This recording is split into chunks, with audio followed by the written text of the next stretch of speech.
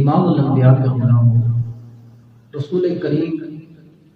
صلی اللہ علیہ وسلم کی صحبت لوگوں کے لیے تربیت کا باعث ہے۔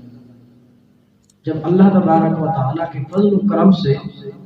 کوئی حضور علیہ السلام کی صحبت کا شرف حاصل کر لیتا تو وہ صحبت مصطفیٰ صلی اللہ علیہ وسلم کی برکت سے چمکتا دمکتا ستارہ بن جاتا۔ تو جب حضور علیہ السلام اس دنیا سے ظہری پردہ فرما ہو گئے، جب حضور علیہ السلام اس ظہری دنیا سے بظاہر چلے گئے تو لوگوں کی تربیت کا کام آپ علیہ السلام کے تربیت یافتہ صحابہ کرام علیہم رضوان نے اس کام کو سنبھالا۔ پھر صحابہ کرام علیہم رضوان کا زمانہ چلتا رہا، لوگوں کی تربیت کرتے رہے۔ صحابہ کرام علیہم رضوان کے بعد ہر دور کے اندر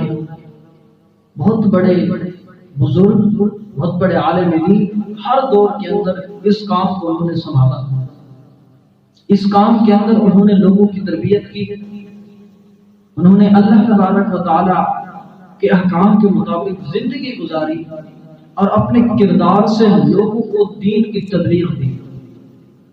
لوگوں کی طرف دین کا پیغام پہنچایا۔ حکومتیں آتی رہیں، جاتی رہیں، بادشاہتیں بنتی رہیں، ٹوٹتی رہیں، شہر کے شہر آباد ہوتے رہے، ویران ہوتے رہے، لیکن جو اللہ کے بندے تھے، جن کے اوپر اللہ تبارک و تعالیٰ نے اپنا فضل و کرم فرمایا تھا، جو اللہ تبارک و تعالیٰ کے فضل و کرم کے نیچے جنہوں نے اپنے اوپر احکام الہیہ کو اپنے اوپر نافذ فرمایا تھا، اللہ تبارک و تعالیٰ ان کے ذریعے دین کا کام دیتا تھا۔ جب ان بندوں نے اللہ تبارک و تعالیٰ کے احکام کو اپنے اوپر نافذ فرمایا تو اللہ تعالیٰ نے انعام یہ عطا فرمایا کہ لوگوں کے دلوں کے اندر، لوگوں کے دلوں کے اوپر ان کو بادشاہ و حکومت عطا فرمائی اور ان کے سروں کے اوپر اللہ تبارک و تعالیٰ نے ولایت کا تاج رکھا۔